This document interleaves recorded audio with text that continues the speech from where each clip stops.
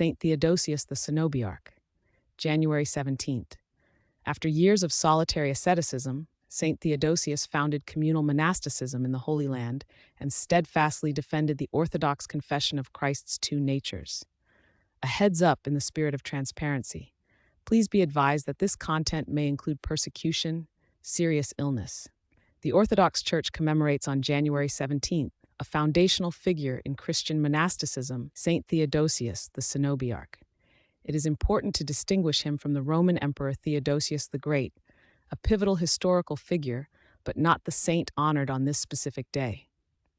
Saint Theodosius the Cenobiarch, often referred to as the Great due to his profound spiritual impact, established the first Cenobitic or communal monastery and steadfastly defended Orthodox theological truths.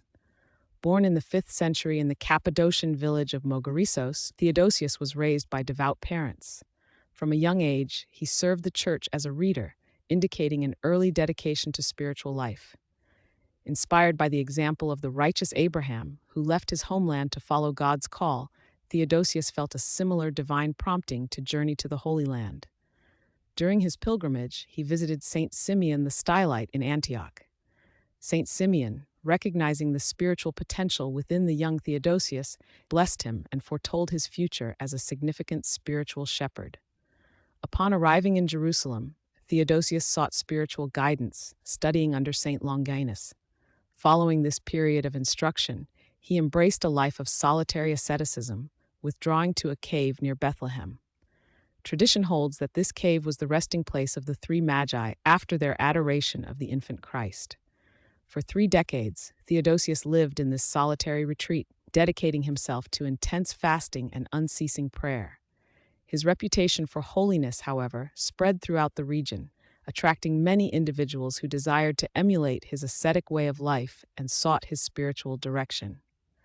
Overwhelmed by the number of disciples, Theodosius prayed for divine guidance.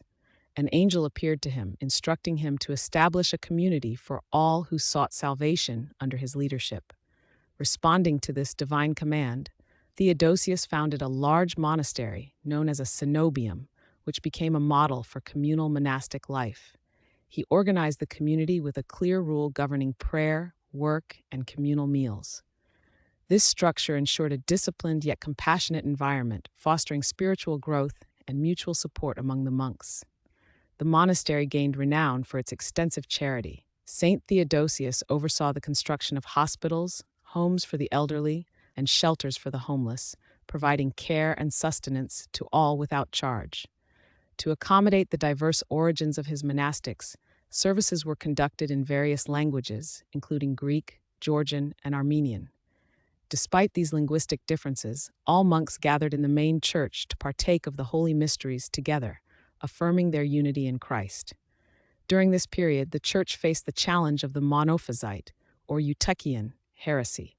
This false teaching asserted that Christ possessed only a single divine nature, denying the full humanity confessed by the church.